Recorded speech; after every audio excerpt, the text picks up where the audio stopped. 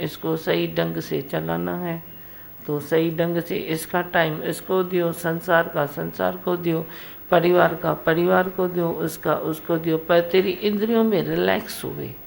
तो कुछ भी कर तो रिलैक्स तो होवे ना। एक रिलैक्स नहीं होती है तो तेरा जो दिमाग चलना चाहिए ना वो साइड चलता नहीं है। रिलैक्स में दिमाग चौतरफ चलेगा, और जब तू रिलैक्स नहीं है तो एक तरफ चलेगा, दूसरी तरफ नहीं चलता है। चारों ही तरफ तेरा दिमाग चले, इसके लिए रिलैक्स ज़रूरी है।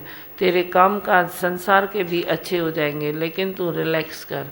खाली रिलैक्स सत्संग के लिए नहीं है भाई, तू सत्संग में अच्छा चल, पर तू रिलैक्स होता है तो संसार में भी तू अच्छा चलेगा।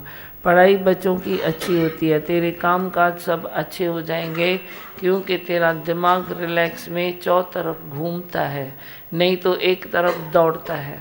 या तो एक तरफ दौड़ता है या तो चौतरफ घूमता है। तुमको क्या अच्छा लगता है? चौतरफ दिमाग घूमे ना, भले आस्ते आस्ते आस्ते आस्ते करे चौतरफ घूमे ना, तो वो अच्छा है।